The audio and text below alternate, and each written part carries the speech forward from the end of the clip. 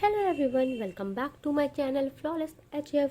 So in this video I am going to share study plan for SBI PO and clerk examination. Many of the aspirants will be hopeless after their IBPS PO results and IBPS clerk results. They all are waiting for SBI PO and clerk exam. So without any further delay, let's get started. अब हम लोग बात कर लेते हैं हमारी SBI PO की strategy के बारे में। वीडियो की शुरुआत में मैंने जिस तरह से बताया था उसी को मैं अपनी डिटेल्स पे मैं बताने वाली हूँ।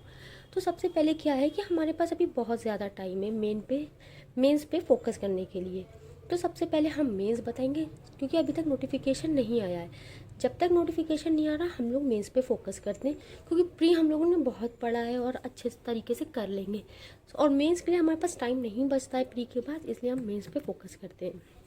तो सबसे पहले मैं स्टार्ट करती हूँ रीजनिंग के बारे में बताने से। ठीक है, रीजनिंग के लिए सबसे पहले क्या करना है, आप अपने टॉपिक वाइज जो भी चैप्टर है टॉपिक वाइज आप उसे अच्छे से कंप्लीट करो। For examples data sufficiency, critical reasoning अच्छे से आप कर लो। ठीक है, इन्हें कंप्लीट करने के बाद आप क्या करो, अब आप सोचोगे नहीं कहाँ से कंप्लीट करें, कैसे कंप्लीट करें। तो बेसिकली आपको क्या करना है, डेटा सफिशिएंसी और क्रिटिकल रीजनिंग आप यूट्यूब से कर लो।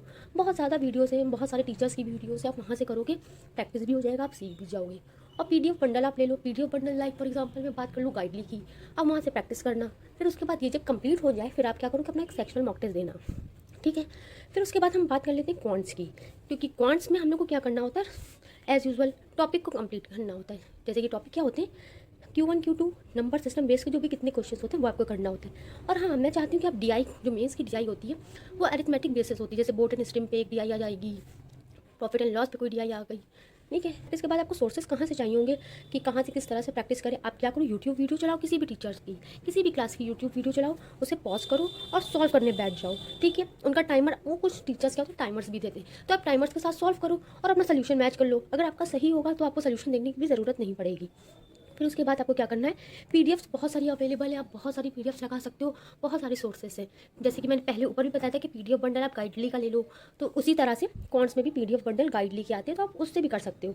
ठीक है, और सबसे इंपॉर्टेंट क्या होता है किसी भी चीज़ को करने की प्रिपरेशन की, जितना भी आपने प्रिपेयर करा उसका एक सेक्शन मॉक टेस्ट दे लो। ठीक है, आफ्टर दैट इंग्लिश में। ठीक है, इंग्लिश में क्या करना है, सबसे पहले आप एक मॉक टेस्ट दो, कुछ मत करो। सबसे पहले एक मॉक टेस्ट दिया, मॉक टेस्ट देने के बाद आपको पता चल जाएगा आपका लेवल क्या है, आप कहाँ पे स्टैंड करते हो। आफ्टर दैट क्या करो, एडिटोरियल रीड करो। एडिटोरियल रीडिंग को रोकना नहीं है, उसको डेली रीड करना है, चाहे वो प्री का हो और मेंस का हो। तो प्री में थोड़ा सा एडिटोरियल हम लोग रीड जो करते हैं वो थोड़ा सा मॉडरेट लेवल का होता है, लेकिन मैंने आपसे पहले भी कहा था कि जब आप प्री का पढ़ो तो मोकैब भी करनी होती है, वो कैब लर्न करना है क्योंकि क्वेश्चंस आते हैं, तो वो कैब की हमें बहुत ज़्यादा ज़रूरत पड़ती है। और हाँ, ग्रामर के रूल्स हैं जो आपने प्री में पढ़े होंगे, ग्रामर तो चेंज नहीं होती है, ग्रामर के रूल्स रिवाइज करो। ये सब कुछ आपने कर लिया, इंग्लिश हो गई, क्वांट हो गया, आपका रीजनिंग हो गया।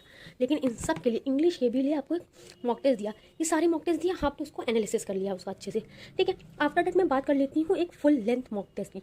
आपका ये प्रिपेयर हो गया रीजनिंग, आपका क्वांट प्रिपेयर हो गया, आपका इंग्लिश प्रिपेयर हो गया, तो आप फुल लेंथ मॉक टेस्ट दो मेंस का। ठीक है, मेंस का फुल लेंथ मॉक टेस्ट दो। ठीक है, उससे आपको पता चलेगा आप कहाँ स्टैंड कर लो, आपके कितने मार्क्स आ रहे, क्या किस पे और ज़्यादा ध्यान देना। आफ्टर दैट ये सब कुछ आपको कब करना है, जब तक नोटिफिकेशन नहीं आ रहा है तब तक।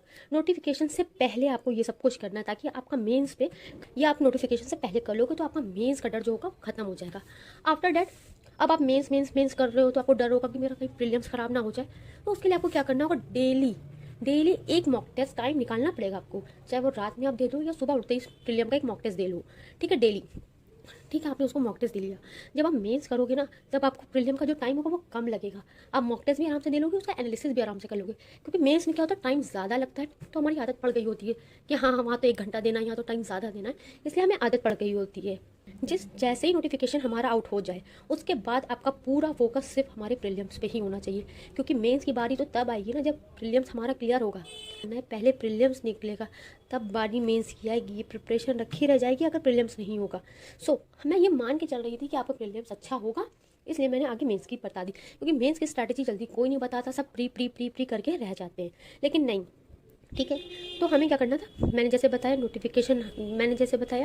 नोटिफिकेशन आ जाने के बाद और प्रीलिम एग्ज़ाम के 3 हफ्ते पहले से हमें सिर्फ प्रीलिम पे फोकस करना है। मॉक टेस्ट देने, डेली मॉक टेस्ट देने हैं, PDF सॉल्व करनी है, पजल ज़्यादा से ज़्यादा पजल सॉल्व करना है, DI सॉल्व करनी है, प्रीलिम्स लेवल की पजल सॉल्व करना है, सिटिंग अरेंजमेंट करना है। इंग्लिश जो आपने यहाँ करी थी आप चाहो तो इसी लेवल की इंग्लिश करो, और थोड़ा इंग्लिश का आप सेक्शनल मॉक टेस्ट दो या फुल लेंथ मॉक टेस्ट दो। प्रीलिम्स लेवल पे आप इंग्लिश की जितने हो सके उतने मॉक टेस्ट हो, ज़्यादा से ज़्यादा आरसीएस करो, क्योंकि यही हमारे प्रीलिम्स में काम होगा। ठीक है, ये सब कुछ हो जाए, आपका प्रीलिम्स क्लियर हो जाएगा। आफ्टर डैट तब आप मुझे याद करोगे कि किस तरह से मैंने पहले ही आपकी मेंस की प्रिपरेशन करा दी थी। प्रीलिम्स का एग्ज़ाम देख कर आओगे, जितना आपने मेंस पढ़ा होगा एक से या 2 दिन आप पूरा रिवाइज करोगे। आफ्टर डैट आप फिर फ्लो में आ जाओगे और फिर देखना आपका मेंस का एग्ज़ाम कितना अच्छा होगा। ठीक है, वीडियो पसंद आए तो लाइक कर दीजिएगा, सब्सक्राइब कर दीजिएगा, और कुछ और पूछना होगा तो कमेंट बॉक्स में पूछ सकते हैं। ठीक है, मिलते हैं हमारे नेक्स्ट वीडियो में। Bye bye.